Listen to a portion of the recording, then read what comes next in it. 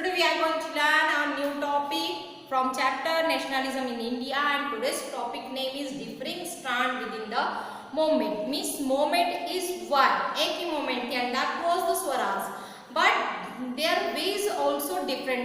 हर किसी के ways अलग अलग थे, हर किसी ने अलग अलग तरीके से स्वराज के लिए struggle किया था. And in our previous video we have seen that the Rowlatt Act, Khilafat issue and the non cooperation movement.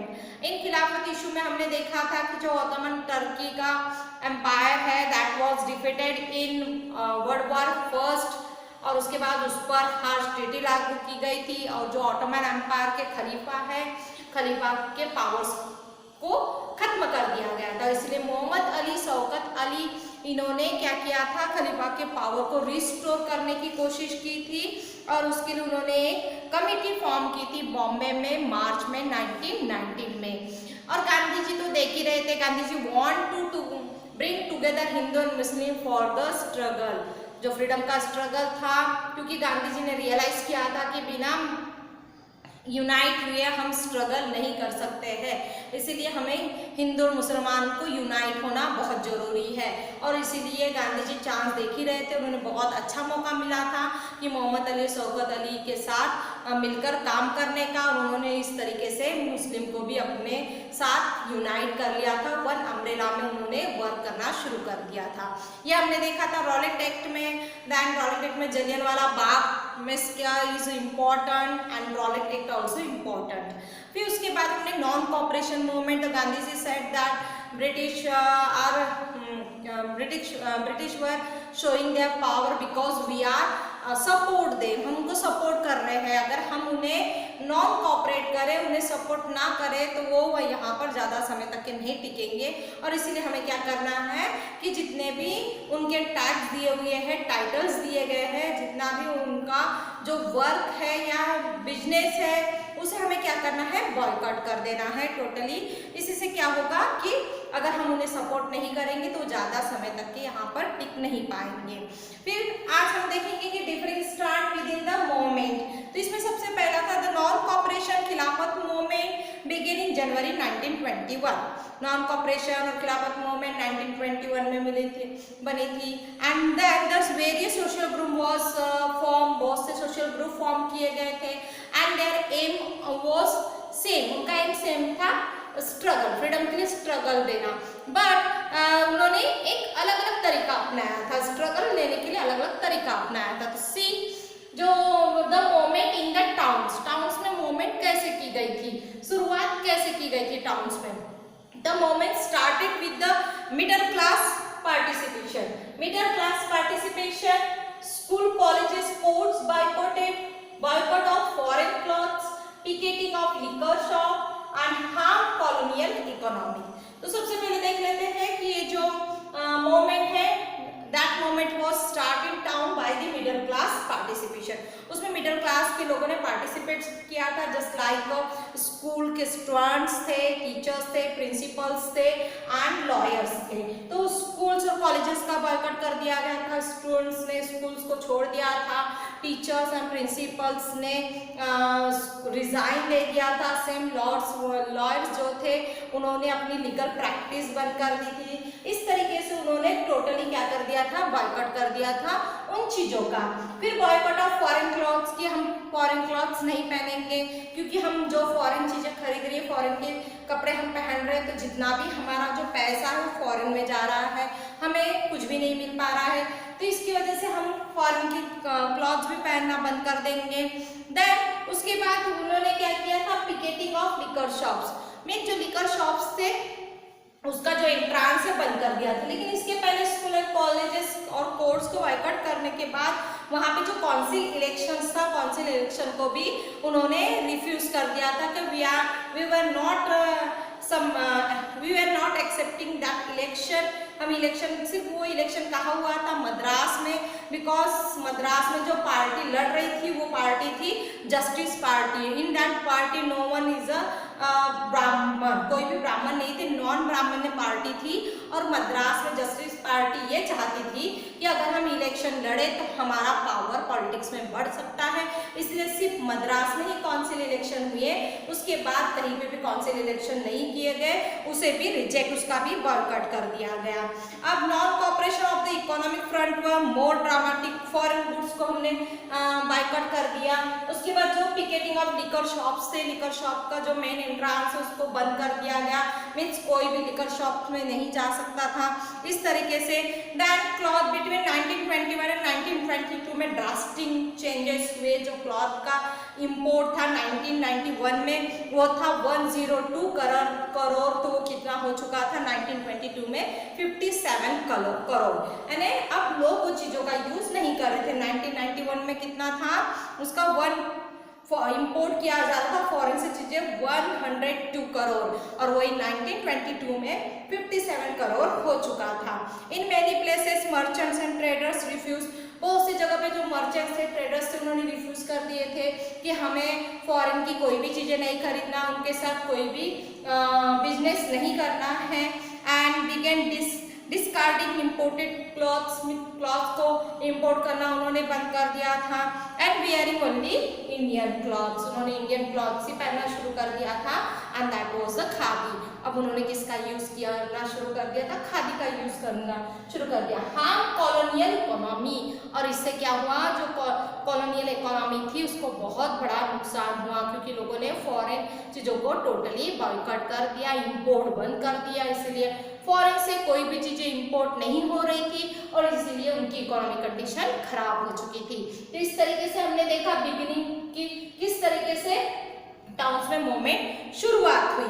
अब इसको स्लो डाउन, अब ये धीरे धीरे स्लो डाउन होने लगी, मीन्स धीरे धीरे ये खत्म होने लगी मूवमेंट। शुरुआती में तो लोग बहुत एक्साइटेड थे, लोगों ने पूरा सपोर्ट किया था इस मूवमेंट को, बट एक समय ऐसे आया कि मूवमेंट स्लो डाउन हो गई। तो वो भी देख लेते कि मूवमेंट क्यों स्लो डाउन होने लगी।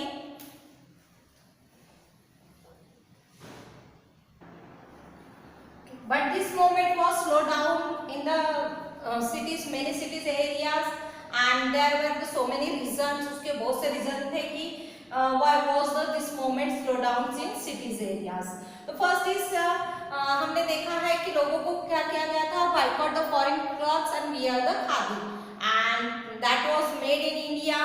तो इसके लिए खादी पहनो, but khadi was expensive which poor people could not afford, and जो खादी था वो बहुत महंगा था और जो पुअर पीपल थे उनकी इतनी कैपेबिलिटी नहीं थी कि वो खादी को पहन सके। और जो मास प्रोडक्शन हो रहा था मिल के थ्रू, वो ज़्यादा महंगा नहीं था, that was not expensive, so people decided to wear foreign clothes. लोगों ने क्या किया, डिसाइड किया कि नहीं ये एक्सपेंसिव है, हम इसे अफोर्ड नहीं कर सकते, इसीलिए जो मास प्रोडक्शन हो रहा है मिल का, हमें वही कपड़ों को पहनना चाहिए। तो इस तरीके से मूवमेंट क्या होने लगी, स्लो डाउन होने लगी। ये पहला रीजन था। Second is absence of alternative Indian institution. We have seen that the teachers, students and lawyers refuse of boycott to do their work. यानी स्टूडेंट्स ने पढ़ना छोड़ दिया था, टीचर्स ने पढ़ाना छोड़ दिया था, लॉयर ने लीगल प्रैक्टिस छोड़ दी थी। तो इसके लिए तो उन्हें अदर क्या चाहिए था, अल्टरनेटिव चाहिए था, मीन्स उसके लिए उन्हें दूसरा सब्सटीट्यूट चाहिए था, and that was absent in Indian institution. India में ऐसा कोई भी इंस्टीट्यूशन नहीं था, इसीलिए दे ज्वाइन अगेन, फिर से स्टूडेंट्स, टीचर्स और लॉयर ने क्या कर दिया था, ज्वाइन बैक, मीन्स फिर से उन्होंने स्कूल ज्वाइन कर लिया था, कॉलेजेस ज्वाइन कर लिया था, लॉयर ने कोर्ट ज्वाइन कर लिया था, क्योंकि उसका कुछ भी अल्टरनेटिव सब्सटीट्यूट उनके पास नहीं था।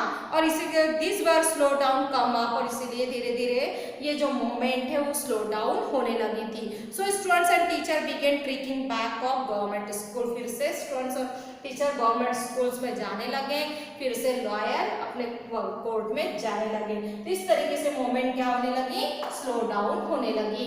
तो इसमें हमने यही देखा है कि the movement in the town में मूवमेंट कैसे शुरू हुई, मिडिल क्लास लोगों ने शुरू किया था, जिसमें स्टूडेंट्स से, टीचर्स से, लॉयर्स से, इन्होंने मूवमेंट शुरू की थी, सारी चीज़ों का बॉयकॉट कर दिया था, फॉरेन गुड्स का बॉयकॉट कर दिया था, जो लिकर शॉप थी उसे पिकेट कर लिया गया था।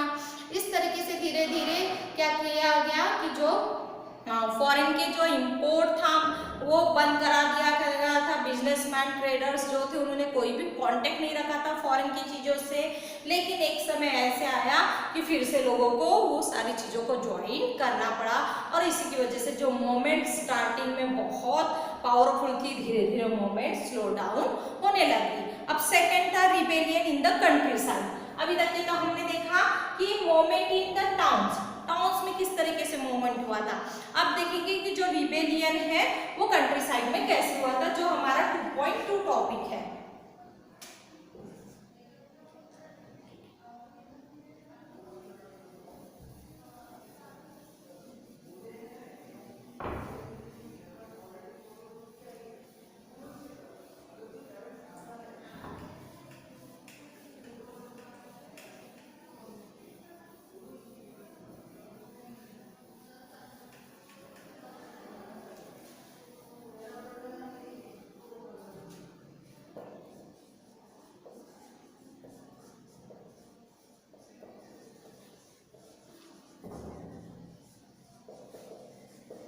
Okay, rebellion in countryside. Let us see.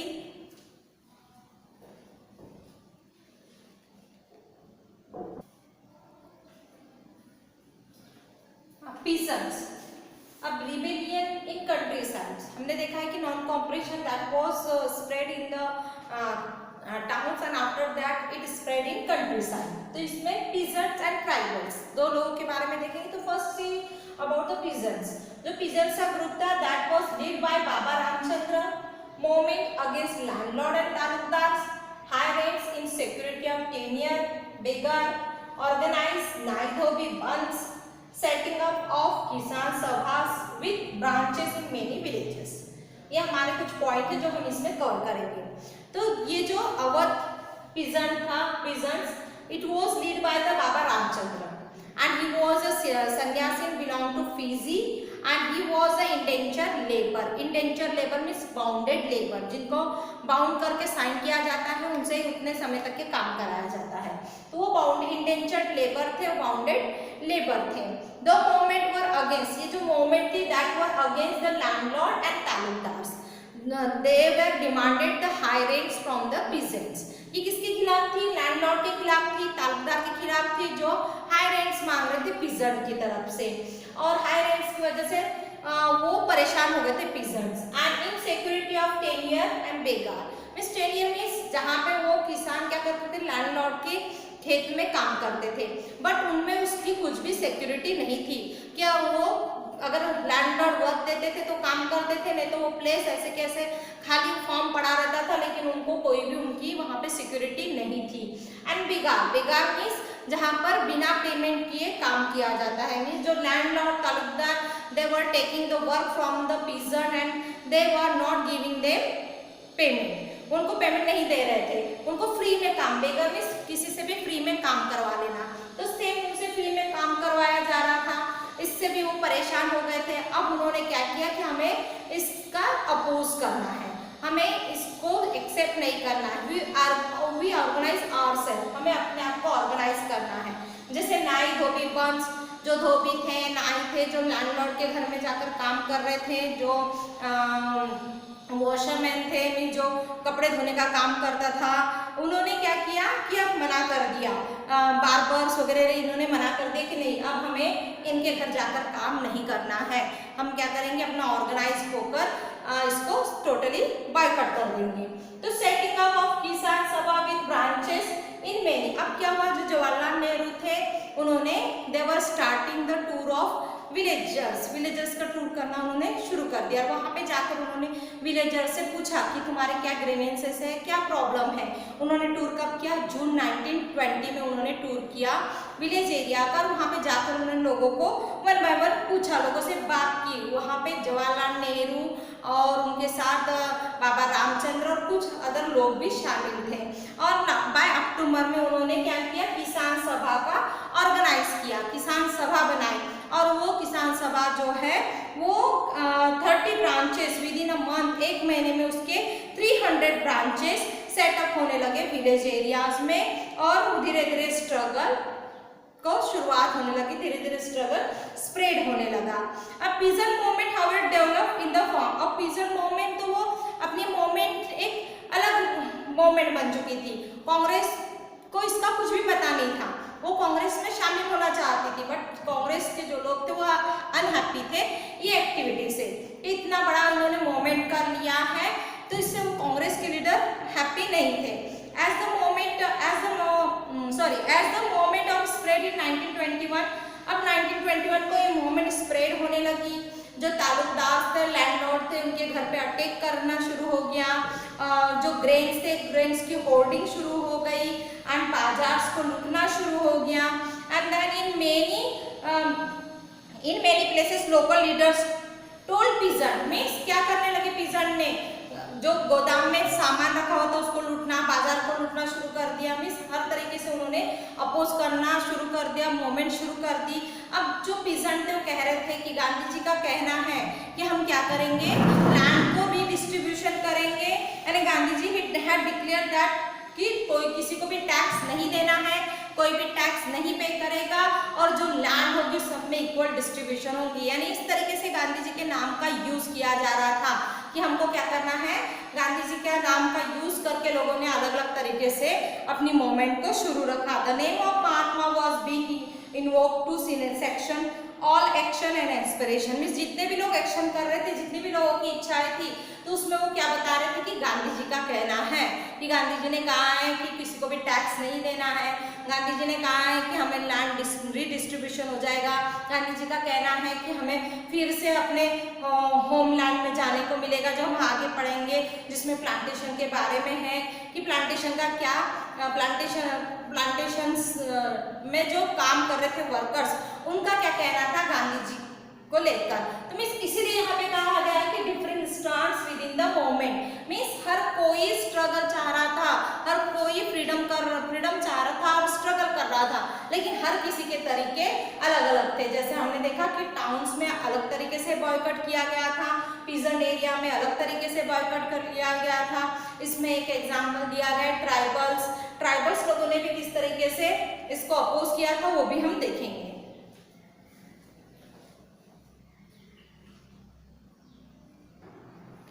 Okay, तो let us see about the tribals के बारे में देख लेते हैं कि व्हाट वाज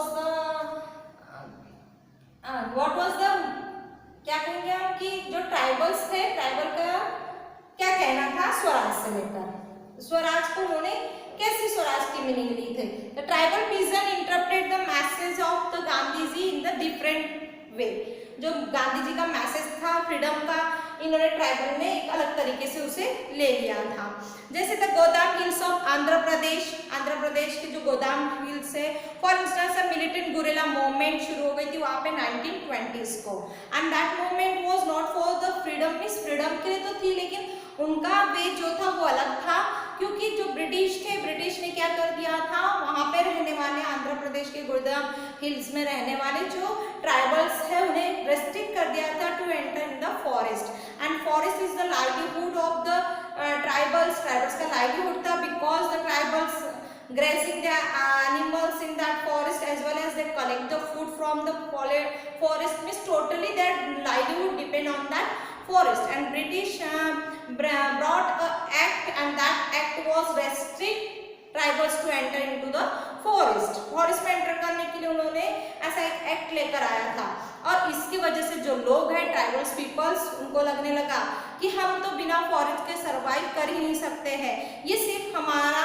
लाइवलीहुड नहीं छीन रहा है, तो ये हमारे जो ट्रेडिशनल है, जो कल्चर है, उसको भी हमें डिनाइड किया जा रहा है इससे, इसलिए उन्होंने इसके खिलाफ मूवमेंट शुरू कर दी। एंड इस मूवमेंट को लीड कर रहे थे, लीड बाय ऑलरी सीताराम राजू। इसे कौन लीड कर रहा था? ऑलरी सीताराम राजू। ही प्रोक्लेम दैट कि he was the carnation of God, वो प्रोक्लेम करता था कि वो क्या है, भगवान का अवतार है, और उसके पास ऐसे वैरायटी ऑफ स्पेशल पावर्स है जिससे वो क्या कर सकता है, वो लोगों की भविष्यवाणी बता सकता है, वो लोगों को हील कर सकता है, और तो उसके पास इतनी कैपेसिटी, इतना पावर है कि वो बुलेट शूट में भी अपने आप को सर्वाइव कर सकता है। इस तरीके से उसने लोगों को बताना शुरू कर दिया था। Then he was inspired by the Gandhiji non-cooperation movement and he restricted entry into the forest. ये हमने देख लिया। Movement against colonial forest laws देख लिया। Use violence to counter forest law, और इसलिए लॉज के खिलाफ वायलेंस किया गया। Raju persuaded people to wear khadi and give up drinking। में जो गांधी जी का नॉन कॉपरेशन से खुश होकर उसने लोगों को कहा था कि तुम खादी पहनो और तुमको बिल्कुल ड्रिंकिंग नहीं करना है, बट एक तरीके से वो तो इंस्पायर्ड था, but another way he decided to do violent. बिना वायलेंट किए हमें कोई भी चीज नहीं मिलने वाली, ये भी उसे पता था और उसी के लिए वायलेंट किया गया था। और violent the Gudem rebels attack the police station. Gudem rebels attack हुआ पुलिस स्टेशन पे, ब्रिटिशर्स ऑफिस पे अटैक किया गया and carried on guerrilla warfare for achieving swaraj. और स्वराज के लिए गुरेला वेलफेयर बनाया गया। और इसमें राजू ऑलरी सीताराम राजू को अरेस्ट किया गया 1924 में और उसे एक्सक्यूटेड कर दिया गया। राजू जो है ऑलरी सीताराम राजू वो लोगों का हीरो बन गया। इस तरीके से ट्राइबल्स के बारे में देखा कि led by Alluri Sitarama Raju, movement against colonial forest laws, जो फॉरेस्ट के ऊपर लॉज लाए गए थे उसके खिलाफ वो मूवमेंट थी। Restricted entry into forest, forest में कौन सा लॉज लाया गया था कि लोगों को, ट्राइबल्स को मना कर दिया था, do not enter into forest, use violence to counter forest laws and Raju persuaded people to wear khadi and give up drinking. इस तरीके से हमने देखा है differing stand within the movement. Main movement एक ही थी, that was the swaraj, but उसमें हमने अलग अलग तरीका देखा कि कंट्री साइड में मूवमेंट कैसा हुआ, देन उसके बाद टाउन्स में कैसा हुआ, कंट्री साइड में कैसा हुआ, और उसी में हमने पीजेंट्स का जो मूवमेंट था वो अलग तरीके का था एंड ट्राइबल्स का मूवमेंट जो था अलग तरीके का था। Then in our next video we will see our next subtopic and that is the swaraj in the plantations. अब प्लांटेशंस के लिए स्वराज का मतलब क्या था ये हम देखेंगे हमारे नेक्स्ट वीडियो में। Thank you very much.